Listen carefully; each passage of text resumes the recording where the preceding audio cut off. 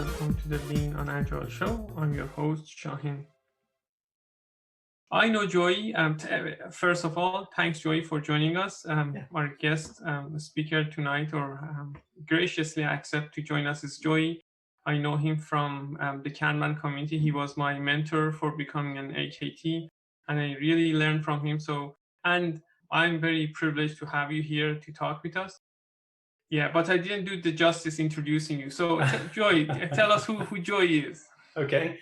Well, I'm thank you, Shaheen, by the way. I'm, like you kind of said, I've had quite a few years of working in the Kanban method. I got started in Kanban before it was called Kanban, basically. I was following a thread of thinking and learning from a number of people, which tied back to this sort of lean, agile management approach, which was kind of building up steam back in the early 2000s. And my whole focus on it was actually the economics, because I always ran into the problem of, hey, do all this real big stuff and you're going to get 5 people at best to do it. And some of them will be part-time. You'll be okay. That was kind of the consistent message I got early in my career. And I was always like, well, how do I make that work? And how do we balance this out? And I knew traditional project management wasn't going to work for me given those crazy constraints. So I kept hunting for an economic balance of trying to figure out how do we get the best of both worlds where we keep things moving along and we're not overwhelmed and kind of just stuck in a lot of places. Because growing up before my career as a professional, I worked on a number of projects as a part-time student, and I could just see them catching on fire, year after year. And I was like, wow, there's a pattern here. Let me see if I can challenge that pattern with some good tools. And so early in my career, I'm just a big reader. I have books galore here in this room. And I stumbled across a book called Agile Management by David Anderson. And that's kind of how I started following the path of this Lean Agile Management group. And really, it was really fascinating to see how they evolved over time into what is today the Kanban method. So I've gone from being sort of a follower to now vice president for community development and product management for Kanban University. So I help mentor people in the community, I help develop the community, and I also help basically products get to market over time and better over time as well. So thanks for having me, and I'm looking forward to talking with people. By the way, he wasn't lying. I've actually worked for years in Kanban. So I've done work in the federal government, financial institutions, major insurance companies, global insurance companies, fairly large regional banks, and yeah, higher education as well, and a nonprofit. What did you find in Kanban that you couldn't find in something else? So why Kanban? That's my question. You started before it was called Kanban, but why that philosophy or that kind of thinking? What attracts you to that, or what did you find in that you didn't find anywhere else? This is going to sound really weird, but my initial career focus was biochemistry when I went to college. And halfway through that, it just didn't work out for me for a number of reasons, life circumstances. I was like, well, that's not going to happen. I'm going to go the path of decision information sciences. And so I started going down that path, and that didn't work out. And I ended up in a business degree, and I walked out with a business degree from college. And during that process of going through that business program, they taught you a lot about managerial economics and managerial accounting. And they were really trying to hammer into your head, think critically about the dollars being spent and the time being spent. And so that was always kind of in the back of my head when I looked at these things. Now that Agile Management book from David was kind of the starting point for me to go, wait a minute, there's a way to kind of take what I've learned in accounting and traditional business and map it over into this way of working, really these different ways of working. So that Agile Management book critiques feature-driven development, it critiques Scrum, it critiques, domain-driven design, maybe.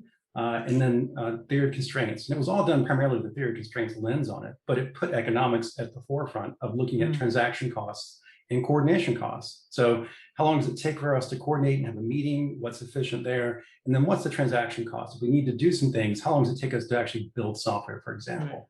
So it kind of began that conversation that caught my attention of, holy cow, this is making sense from a dollar and time kind of perspective. And that grew me into a place where I started looking at all the options. And that's where I started looking at Scrum and started looking at Kanban.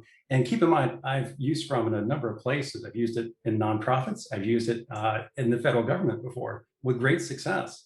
So I'm not an antagonist of this thing. It's more about the right tool for the right place at the right time. And what kind of got me into Kanban more and more over time was the idea of a method versus a framework. So a method is kind of a grab bag of tools, things that you might want to use. Like I was just organizing my shed a few moments ago, and there's a lot of tools in there. Some of them I use regularly, some I haven't used since 1997, I believe, if I looked at it right. So there are tools there that you might use sometimes. There are tools that you're going to use frequently. That's the idea behind a method. And I've always liked that a lot. And I like that because with what we've been doing with Kanban, it's a little bit more humane. It's a little bit more thoughtful to what the team needs or the organization needs to be able to be stable, to kind of survive in the long run. Whereas other approaches, they're not bad, but they tend to miss out on some of those things. Like a framework tends to say, you should probably do this A to Z. And I don't mean the framework creators think this way, by the way. They're very smart people. But what I keep finding is people who read those frameworks thinks, well, this is how you bake the cake. You got to do step 1 through 10. No, you don't. But a lot of people in the framework world kind of get stuck in that rut of continuously following a script and not really thinking critically. And I find that the method says, well, here, try these tools. And sometimes they just don't work. And to go, well, why not? And suddenly to think critically about the environment you're in and use another tool possibly to inspect and kind of learn and adapt to what's going on in your environment. Yeah, I can easily relate to the framework aspect that you were talking about. And I saw lots of conversation or discussion around, let's go back to this Bible or to this place that everyone agrees and see what that framework says, instead of thinking about what the rationale was behind that made it say that way or made it write it that way, right? So I remember reading an article about why, for example, I'm just picking up a Scrum because that article was about a Scrum. Why did we have events such in a Scrum that is right now, like a sprint planning, a retrospective, like a sprint review and all that? And it was a case study. In that situation, they looked at the calendar of the people, that team that wanted to get rid of the meetings, and they repurposed those meetings into different meetings, and they called them those meetings, and they stayed on like that. So, but nowadays, if you look at it as a framework, you're just going to, as you said, like a cookbook, look at it and say, you need to do this, do that, do that. You won't think behind that. You know, and Shaheen, for people who are listening in here, I have a question for you to think about, and you can answer it later on as we start talking. But why would a company want to use a framework over a method? So a method's kind of a grab bag, make your own recipe kind of thing. A framework is, here's the recipe. Theoretically, that's what gets communicated to management at corporations. So why do you think they would want to jump for a framework first before jumping to a method? That's, food for thought. I think, from my opinion, what I feel is framework, because these are the business people who actually implement, they want some security or some kind of confidence rather than experimenting with different methods that might go wrong, and that creates maybe uncertainties. Or, as you know, you said already about economics, how to utilize your money and resources so that you are always in a good shape to maximize it and present it to the board or the stakeholders so they are happy. I guess that might be the reason. One of the thoughts. I might not be true as well. I'd like to jump in. I think Asim's right on this. I felt like where I work, I feel that they use a framework as kind of a reassurance or a guarantee versus an experimental type scenario, because again, these are big corporations that invest a lot of money, and I feel that they don't want to take that chance because there's so much invested. So they want to have some sort of established method or some sort of, as they said, like a framework that they can fall on, and it kind of has the check marks that they are looking for, so that there's no risk.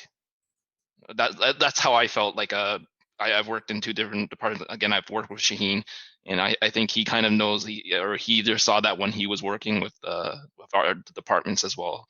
But that's how I kind of feel about, like, when you say framework versus a method. Yeah, and if I add to what everyone's talking about, framework versus method, I think framework needs less thinking and method needs more thinking. So framework Yeah, is like a true. recipe that they give you, and yeah, you do this, you would be successful. But a method, okay, so which tool I use in which part of the work, when to use, how much to use that. Yeah, so it's easier to rely on a framework, let me put it that way. I don't want to say people don't want to think, but that's it, make it much easier. Like, these are the steps, follow those frameworks and you will be successful. Everyone else has been successful doing that. Right. Right. Yeah. Those are some good answers. I'll look for some more later on, but those are some good answers. I'll follow up on this topic in a moment. Yeah. Joey, you said that recently you are a VP of product and community for Kanban University. So tell us more about the world of product and Kanban. So what's going on? I guess that's at least from my perspective or the people that I work with, I don't see that much expansion into the product world.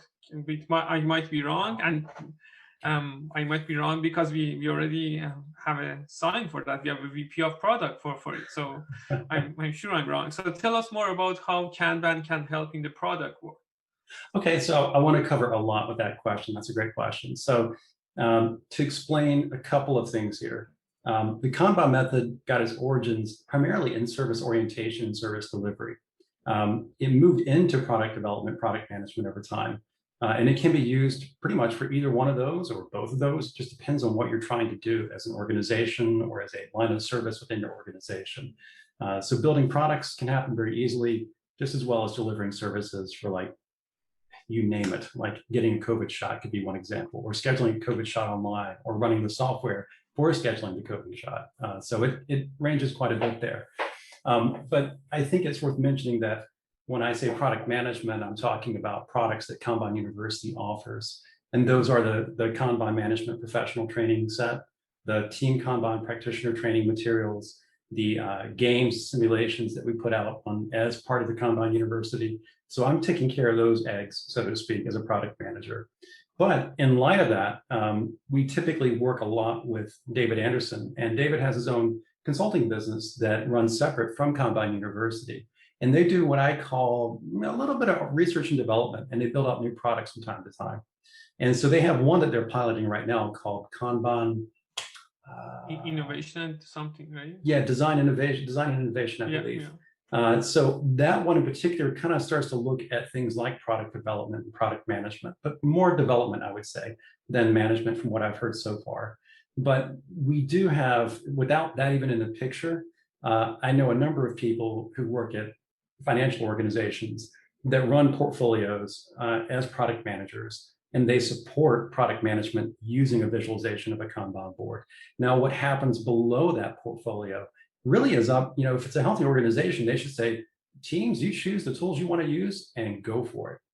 And that's where typically you would see teams using Scrum, Expedie, DAD, Kanban itself. It depends on what's right for them and what they feel like gives them focus and a good discipline to learn and kind of evolve over time.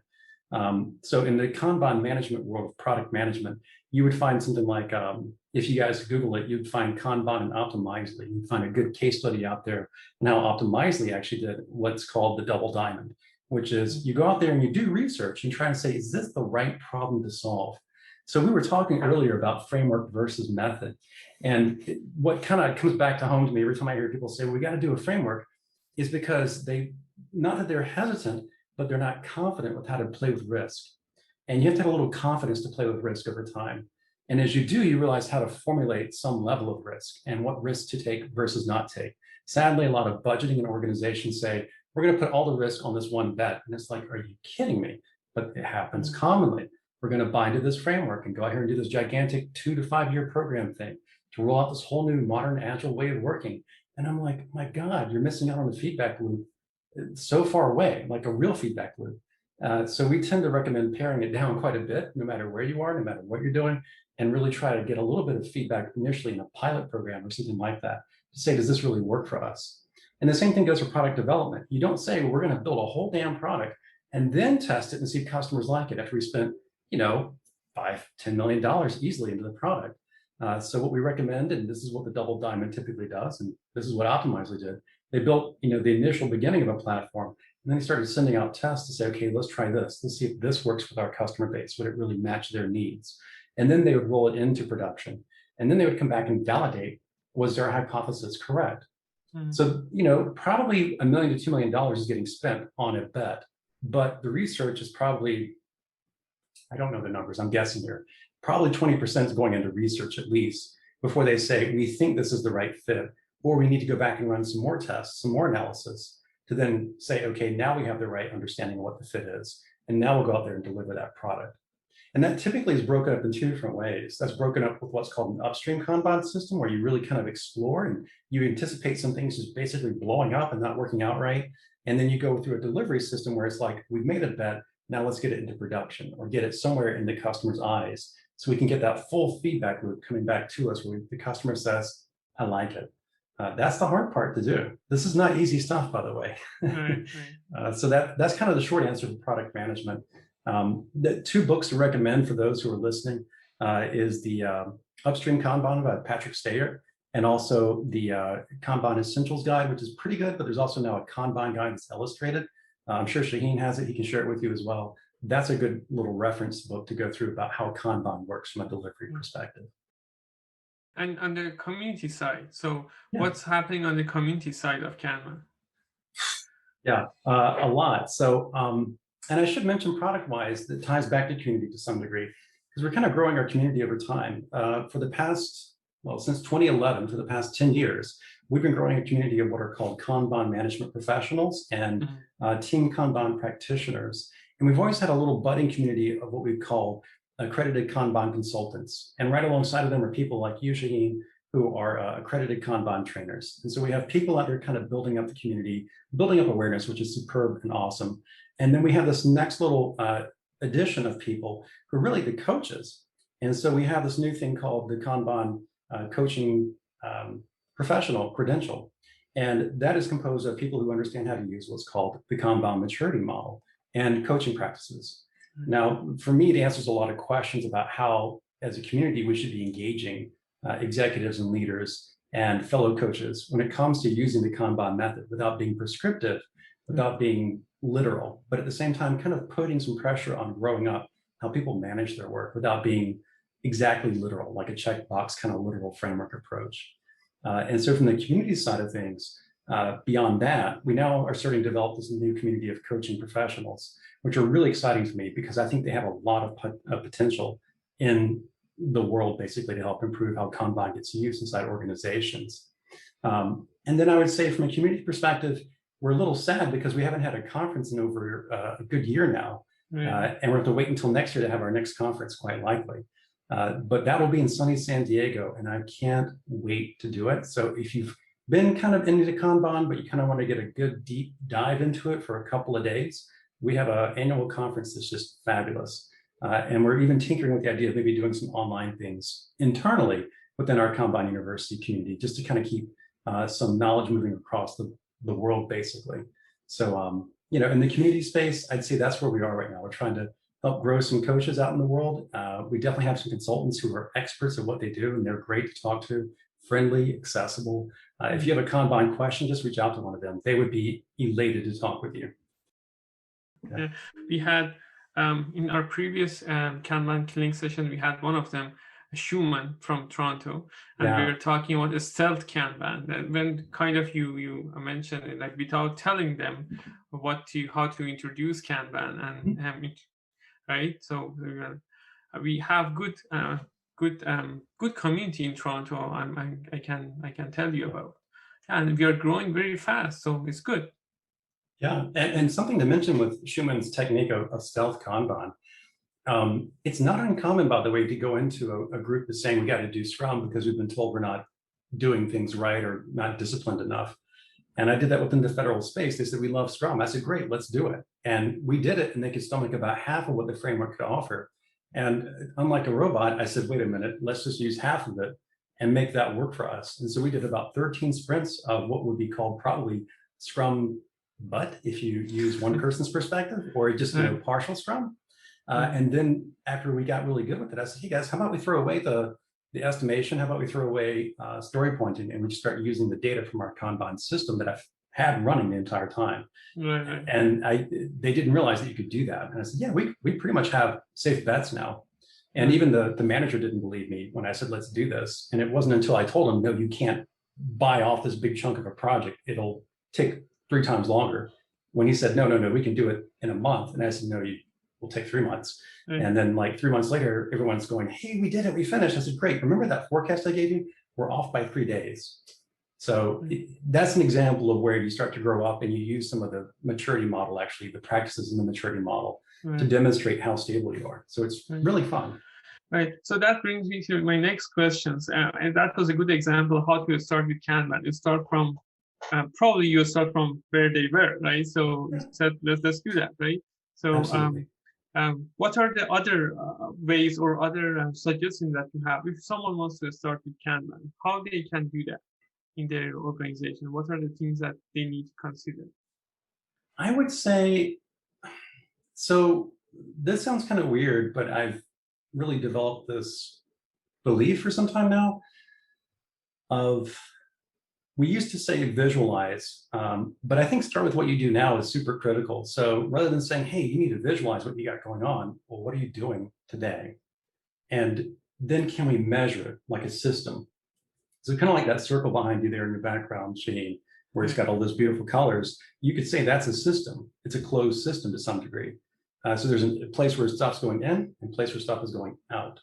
And I think if people start to look at it like that and say, well, whatever you're doing, there's a place where things are going in and a place where things are going out. And there could be more ins and outs, but we need to kind of start to measure that.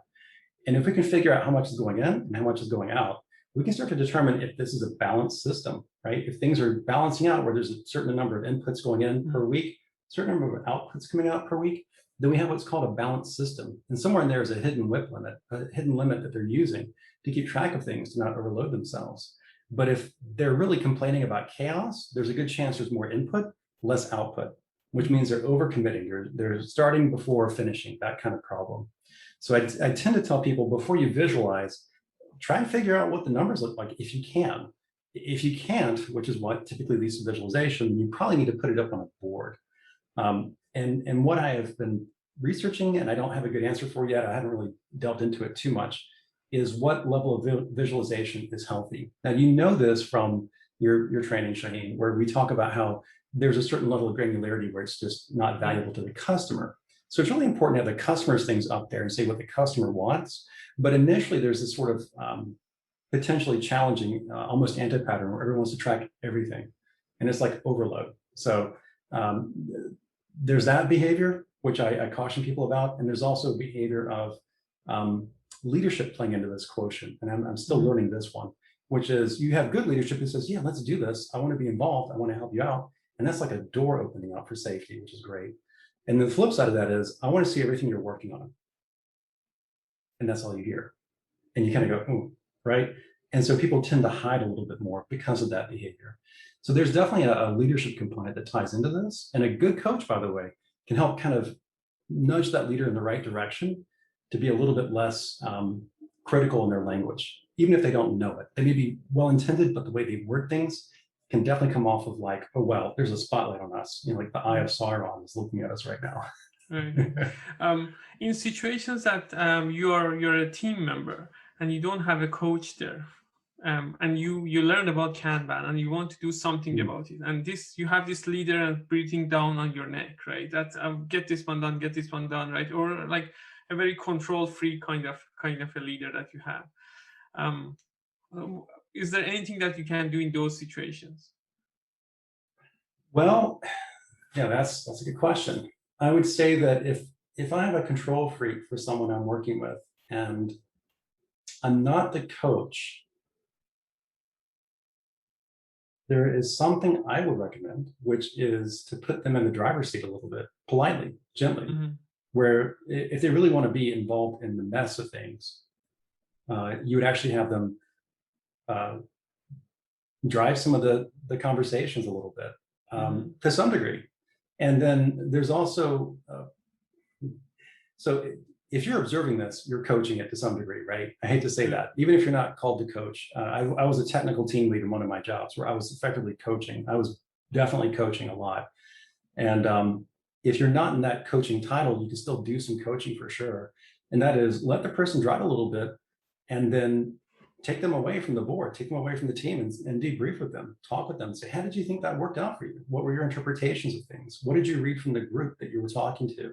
So help them develop their emotional quotient to some degree of how their engagement plays into this and how their gravity of their position might play into it as well.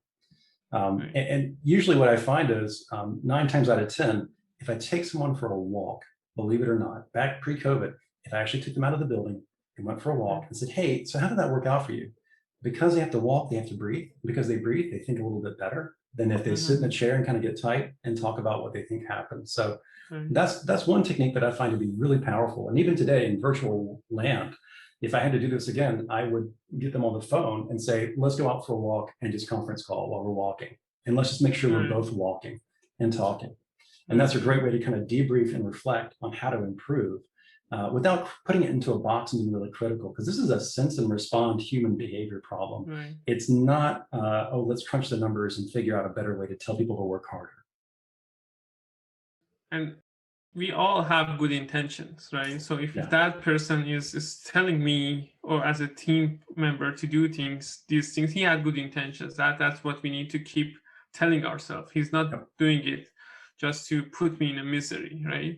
And I like the idea. You can we are in lockdown these days, but when things get better, you can even drive to their house and then for lunch when they have a lunch break or like a break for 10 minutes, 15 minutes, socially distance walk and talk to each other, right? So that's gonna actually it brought me I didn't know this, but when I was a team lead as a developer, when I was a developer, the one-on-ones with my manager, I hated cubicles, so I always did the walk with him, and that was one of my best times as he was leading me. So it was like giving me all the opportunities that I wanted. So maybe the walk was the trick. Now that I'm thinking back of it. Yeah. So are there any horror stories of Kanban or the transformation that you can tell us about? That Okay. My first time doing it was a learning curve. So I read the blue book, which is this blue book called Kanban by David, because I'd been following along with his development of this thing. And I thought, wow, this is really fascinating. And a lot of it just clicked with me as far as how to manage people and really solve the problem of good, respectful, humane management of people, focusing on the work. All those things really clicked with me. And so I read the book at a job where I was a manager of a small IT department for software development. And I thought, let's do this. And so I put it up on the board. I created a Kanban board. I didn't use static. I just said, let's just do this. I think I know what the answer is here. Let's just build out this Kanban board like this. And I'm going to create swim lanes for each team member, and they're going to keep track of their work. And we're just going to go with that. And I noticed that our daily stand-up meetings, it was just kind of like, they're here, but they're not here. They're tracking their work, but it's kind of weird. Some of them are doing like 5 things and some of them are doing like 100 things. And I did that for about 2 years. And as I was leaving that job, they had a nice going away lunch thing for me. And they said, hey, do we either keep this board up? I said, no, it's up to you. And this is always a test for you as a manager. The thing you leave behind, the way of working you leave behind, do they really own it? Do they take it and run with it? Or is it just like, oh, you're here and we're doing it to please you? And sure enough, when I said, no, you don't have to, but I hope you keep it up. Within about 10 minutes after me saying that, they had erased the whole board and taken everything down. They put a big smiley face up on the board. And so I learned a lesson there about introducing Kanban, right? I had implemented Kanban. And I learned my lesson. I'd never again said, let me implement this and tell you how to manage your work. It was more of, let me discover how you do your work, and let's agree on a common understanding of what that work looks like across the team or across the organization. And then let's try and figure out how to visualize it relative to actually how you do your work. So there's process engineering, which can in very many cases be implementing processes. And then there's systems thinking and introducing systems thinking to people, which is effectively saying, you have this stuff all around you, and this is kind of how you work. And so let's see what we can do to now improve that. So that was my big, audacious failure, because everyone, the team just walked away from it. However, when I left the Department of Labor, they were still doing it. And when I left a nonprofit, I believe they kept it up, but they had some organizational changes they went through shortly after I left. So I don't know if they really stuck with it. But that to me is the ultimate test of you as a coach, is if what you created kind of sticks around with the culture and they still think of it as valuable. Yeah, that's a very good way to look at it, because if you help them, they take it in, they're going to internalize it. Maybe they even improve it, right? But if they completely not using it, right, then it means that it didn't work for them, right? So you weren't paying attention. That's what I would say ultimately, right? Yeah. And you don't have to be in the management role or like in even like without having an influence, you can make some suggestions, and if it sticks, right, it's going to work for them. Yeah, it was a good lessons learned for you from that failure. Would you suggest other people to fail when you work with them? I would suggest to expect a reflection to happen. So it's kind of an interesting challenge to look at, but I think oftentimes we forget to take care of things that really matter. And so we pay attention to things that are easy to take care of versus things that are hard to take care of. And in light of that, we tend to neglect some things that really do need to be paid attention to. And it's only through failure do we kind of learn, here's a repeated failure. Here's a problem that I can keep missing. Can I fix that blind spot? Can I not? So I fully anticipate that anyone who does Kanban is going to run into problems from time to time. They're going to find problems they can't solve. They're going to see problems recur with the groups that actually use a Kanban system. That's okay. That's something to solve over time. But I think there has to be a healthy tolerance of, hey, let's try something and see what works. And that's, again, where I think Asim and Damon both were talking about this idea of, hey, let's do a framework because it's lower risk. And I think what has to happen a lot of times is to teach people to take smaller risks and try small things out and see what happens. So you don't have to build a Kanban system from soup to nuts in a 2-day thing. I've seen AKCs do that in a day or two. But they're doing it because they actually have executive level sponsorship that says we're going to do it this way, which sometimes lasts and sometimes doesn't, right? But then on the flip side, if you say to teams, let's start to kind of pull apart what you're doing, just visualize it. And if you're comfortable with that, let's see if we can visualize what the customer wants, not what happens underneath that. So there's kind of like a business in the front, party in the back kind of analogy to the Kanban system. That's a good way to get started and to acknowledge that, hey, we're probably going to try some things, building this out or changing it, that's going to blow up, and that's okay. As long as everyone agrees to that, we're going to have small problems here and there, we're going to work on it and go from there. I agree to pursue change. That's one of the evolutionary change in particular. Evolutionary change, right? Which is kind of like when you were a high school kid, right? You go down a road and be like, oh, that's a dead end. I better turn around and get out of here because it's looking kind of sketchy, and then go down a different road, but the lights are better. So, that's kind of the evolutionary pathway sometimes. Or what something exciting that you can share with us from Kanban University that is not public yet, or that's something going to happen that is going to happen soon? So gosh, there's quite a bit in the delivery system that we track, and I live it and breathe it every day right now. Right. I would say that the one thing I'm excited about coming out at some point is a 2-page flyer that hopefully speaks to executives and leaders about what the Kanban method is and how it can help them, as well as to just regular folk, but primarily to managers and people who have big dollars on the line. They have to say, well, how do I solve some of the problems I keep seeing show up over and over again? So I can't say more than that, but it'll be exciting. We're currently beta testing. It went into prototype today, so it actually went out to a handful of trusted colleagues to get their feedback from the commercial areas. So they can tell us, yeah, my boss will actually read that and listen to it. Because my job right now is to try and get Kanban into the hands of people who really think critically from an executive or VP kind of level. And they go, yeah, that's my problem. And I think this could help us, right? I don't want to say, here's the recipe. I never want to do that. But I want to say, here are the ingredients that could really help improve what you're doing. Kanban University came up with the official guide, which was, I believe, 11-pager, which was a really nice Kanban guide for the people that want to just start reading. And it was very visualized. So it was practice what you preach, visualize, right? So, and I really enjoyed the Autobahn. Looking forward for more coming from the Kanban community and Kanban University. So One question for you. You've been teaching Kanban for a long time. What are your recommendations for people that want to learn Kanban? Obviously, the Kanban University courses are there, but you mentioned some of the books, Kanban Blue Book, Agile Management Book. Is there any other way that you suggest them to learn on their own or explore on their own? Yeah, I would say that just fair warning, those two books, especially the Agile Management book, that's a textbook practically. The Blue Book is not a textbook, but it is definitely a log of what happened and a thoughtful reflection on what was accomplished.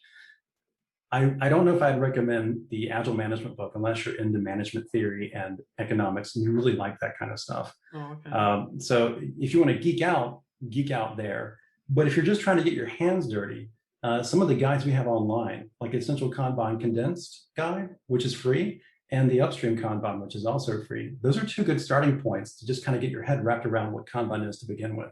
And that would assume that you probably read that Essential Kanban, the official guide to Kanban method, right? That is probably a good starting point. And what's funny about that guide is that we've been playing with it for 2 years. We just finally said, oh, let's release this. But we did it at what's called a Kanban leadership retreat, which anyone's welcome to go to, by the way. So back to San Diego in May of next year. I'm looking forward to it. We'll have that conference, but we'll also have a leadership retreat where anyone's welcome to join in and say, hey, I'd like to challenge this part of the method, or I'd like to recommend this addition or something else. We're always open ears in that way. And someone had back in Europe, back about 2 years ago, I believe, had put together this idea of the guide. And we had just been holding it in our backlog until recently. We said, let's get this thing done. But yeah, it's very visual, very easy to kind of comprehend what Kanban is. I'd say at that point, after reading the guide, you could probably start to play around with Kanban if you wanted to and visualize something and see what happens, either on a personal level or a family level or even a company level if you wanted to do that. But after that, you probably want to start to dig into the Essentials Kanban Condensed Guide. I know a number of people who work in global organizations who find that guide after I've worked with them a little while and they go, oh my God, why didn't you tell me about this? And I'm like, well, we've been talking to you, but when they read that book, it has a number of ahas in there for them where they go, I didn't realize it was all this. So oftentimes what I find is that people need to give it a try and go out there and research what the books are available. In fact, we have a website now called kanbanbooks.com, I believe.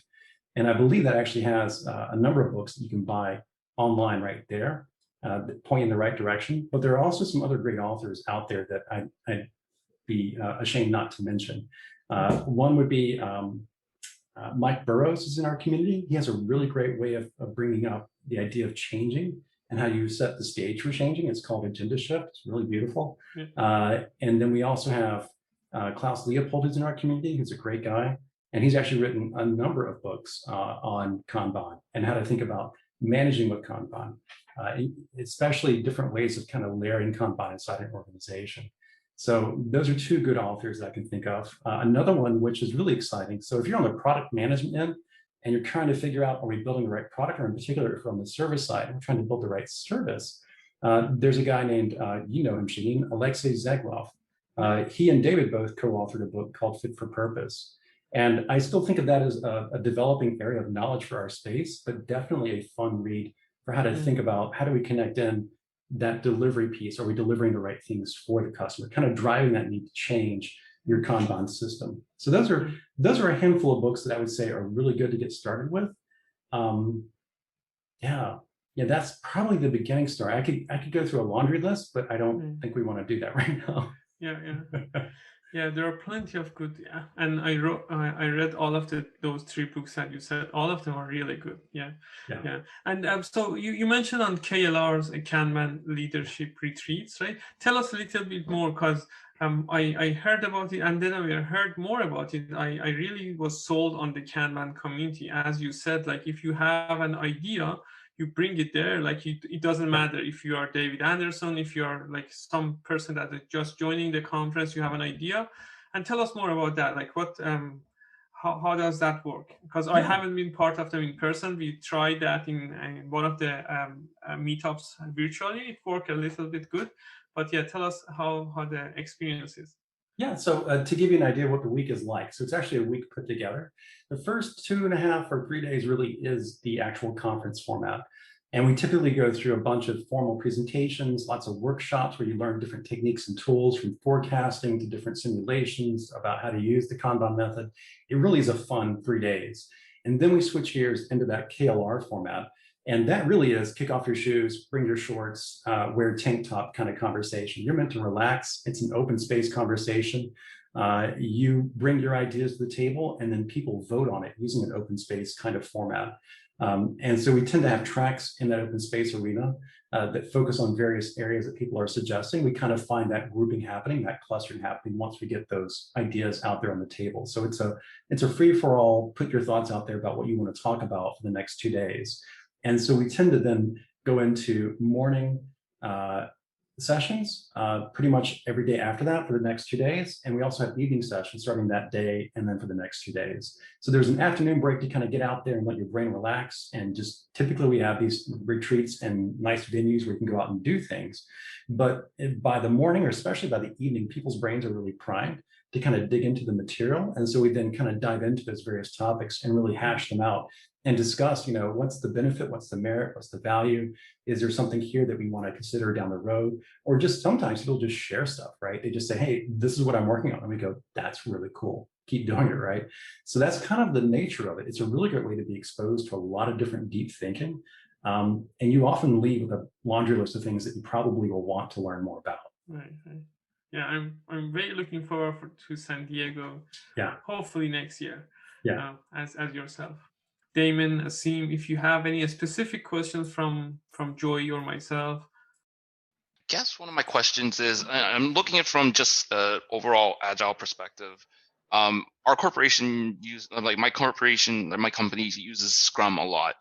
I think I'm one of a few teams throughout the corporation that uses Kanban, and even when we're using Kanban, it's still kind of like a hybrid because we don't have the flexibility to deploy whenever. We have a fixed date that we always have to deploy on. So we operate kind of in a Scrum Kanban hybrid. And what I generally tell people is just that it's just the way we deliver is more it's more suited for Kanban, just because when we try to start refactoring, it's a chaotic mess because we pull stories in, we eject stories out very frequently within 2 weeks.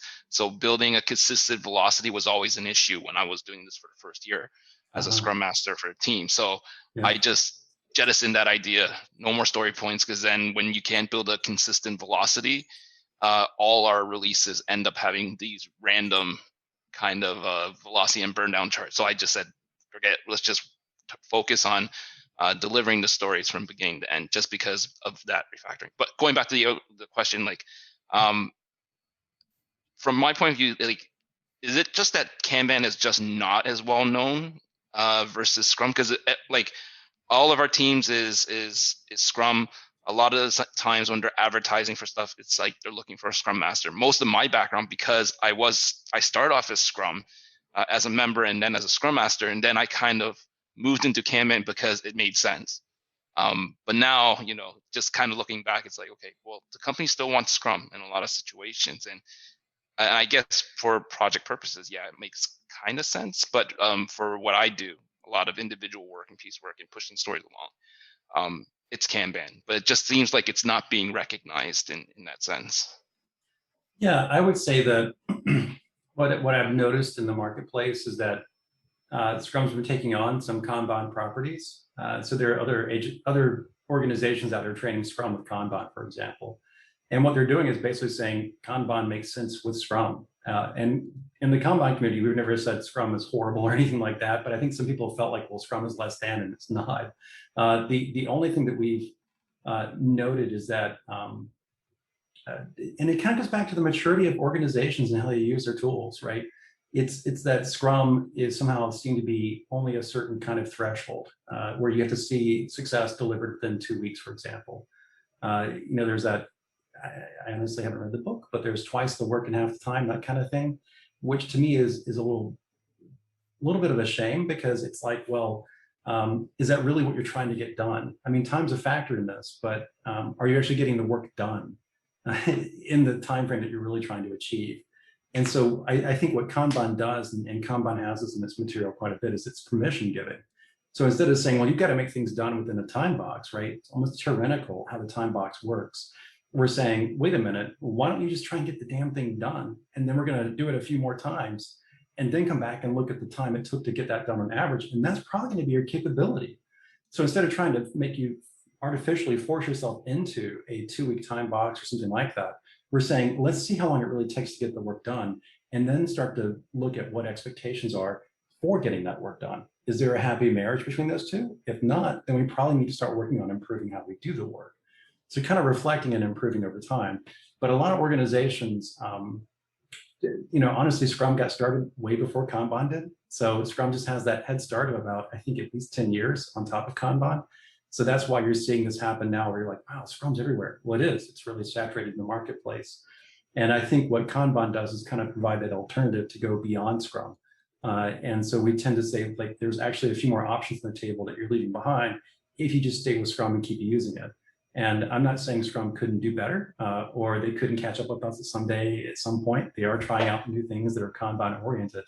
But if you take away from Scrum what's there and kind of stop limiting yourself in some ways and say, well, let's see where else we can go beyond what Scrum does for us, then you probably would find that you don't have user stories anymore. You probably have real nouns that matter to the customer, that matter to you. And you could generate user stories off of that, maybe if you needed to, for just simply organizational testing purposes, for code purposes. But after that, you kind of start to break away from this sort of framework, and you start to fly a little bit more independently, a little bit more freely. And I think for a lot of organizations, they struggle with budget, they struggle to finance, and then they're like saying, oh, well, now I have to put it into some kind of bucket of operational execution. And they go, well, that's the bucket machine over there. That's that Scrum thing. And I tend to say, well, if you can think a little bit less critical about it and be a little bit more flexible, you'll find that there's actually a way to commit money into a budget and then basically analyze it for throughput. And so it comes back to dollars and cents for managing product or managing services, and how that relates back to the management system, the operational management system for all that money that's coming in. So it's a big deal in the long run. And I think a lot of companies are just kind of happy settling with Scrum because it finally fits their budgeting algorithm, and they kind of stop right there. And there's so much more that they leave on the table. So I think kudos to you for recognizing that you have more options on the table and that you need to kind of exercise those options. Okay, thanks. Yeah. Thank you, Sahin. Thank you, Joey, for the wonderful session. Yeah. So I have a typical scenario, because that's what I'm facing in my work at present. We are using Scrum, but the tendency is that in frequent intervals, we are constantly getting changes, which is disrupting the true or the Scrum sprint backlog, and we need to adapt to those emergencies, and these are frequent. So I was thinking if I can switch or move or think about implementing Kanban, but there is a fear for me, because since the organization's changes or those emergencies are frequent, I'm just fearing that the Expedite swim lane we will be working on that swim lane only, so how to actually visualize or come up with some solutions or something like that, which would best fit these kind of situation if you have encountered in your past workplaces or experiences. So great question. Awesome. Damon, one final thing for Damon before I move to your question, Austin. Because you had mentioned rejecting work, Damon, because it just wouldn't succeed or something like that. And I tend to track all that rejection related behavior as data that tells me we're abandoning work. Why are we abandoning it? Because of time. Or maybe we're abandoning it because it doesn't make sense suddenly. We're confused by it. And that helps to inform you as far as when you say yes to something. So instead of committing to just a random block of stuff, you start to ask questions and really get better at saying, is this something we can really commit to and succeed in delivering? Or is it really just this weird box with a wrapper on it? We don't know if it's a Jell-O mold or if it's really work requirements or something else. It's kind of a surprise, like a jack in the box when you open it up. So food for thought on that commitment piece. Okay. Yeah, so Asim, for your question, it kind of goes back to a little bit of Damon's question too. So what can happen? I've seen this happen in so many cases with organizations who are trying to get their feet on the ground with Kanban. They say, well, here's our Kanban board. We're using Scrum, so we'll just use our Kanban board to do doing done or something close to that, maybe analysis, development, test, that kind of layout. And then they'll say, well, here's our WIP limit. And they'll put the WIP limit on top. They'll say, we're good, right? And suddenly people start to load work into that system. And then expedites happen. Yes. And you say, well, here's an expedite lane. We'll allow one to happen. Only one at one time. And you start to just operate that way. And suddenly you realize if you allow that gate to be fully open for the expedite, you're going to have one every week or every 2 weeks, right? It's always going to be an expedite there. And of course, the team, if you coach them the right way, they're going to naturally gravitate towards that expedite and say, let's fix it, right? Let's make sure that thing gets resolved. Now, that's where data pays a big benefit to you, right? And you realize over time that maybe the expedite's not the right thing. So when I worked with the Department of Labor, the White House loved the expedite lane. They used it at least 4 or 5 times before the manager caught on, oh, wait a minute, those things are moving faster. All my other stuff that I've committed to for other agencies is going slower. Oh, crap, we've got to change, right? So that kind of feedback on the lead time is really important. And sometimes you want to kind of be paying attention to that a little bit more closely. So that's one way to kind of get that behavior aware and kind of change that behavior over time, where someone who has to say, yes, we're committing to this work to the customers starts to say, is it really on fire? Because you're saying it's on fire, but does it really have a business impact? Does it really critically affect the bottom line by 20% like the rest of the planned work? Or is it just not really making a big dent, but it's on fire this week? And we can kind of triage it appropriately. So that's one way to play it out. Now, another technique which I've used early on in low maturity environments, they're just kind of getting their feet on the ground, is to say, let's take our capacity. Let's just say it's 20 things that we're going to keep track of. Cut it in half. We're going to cut it in half to say half of it's dedicated to plan work, half of it's dedicated to stuff we don't even know about until next week. And so we allow for slack to happen in our system, and that slack absorbs some of that chaotic environment. And as that chaotic stuff comes through, if you find that it starts to repeat 3 or 4 or 5 times with that same kind of chaotic stuff, that's no longer chaos. It's no longer expedite. That's actually a work type with a level of performance or expectation tied to it that just hasn't been formalized. And people could come into you going, oh my gosh, this is so shocking. You're like, this is the 5th time this has happened in this month. It is not shocking. It's regular work. It's unexpected work. It's unplanned work. But now we can categorize it as a type of work with a class of service, and we can start to capture that and allocate capacity to it. Long term, you might want to destroy that type of work because it's disruptive. But for the short term, the 6 months ahead of you, you probably won't be able to get rid of it. True, yeah. That makes sense, yeah. Business loves the expedite lane, as you said, because they are always focused on top priority, and that makes them happy. And that I'm just fearing that you cleared that out, but for me it was a fear. If I do that, then it becomes a norm. Everybody wants to put that expedite lane, and then we miss out all the planned items. Yeah, that great input for me, actually. Great learning for me. Yeah, thank you, Asim. And one other thing to consider in this is when you get expedites and say it's an expedite, that's really a message of 2 things. Either the system's not trustworthy that we're working with, the technical system, or I don't trust you to be able to execute in the time frame I need. It's a hidden message. So I would definitely inquire with the person, well, how soon do you need this resolved? Why is it on fire? How do we know that this is really a big issue?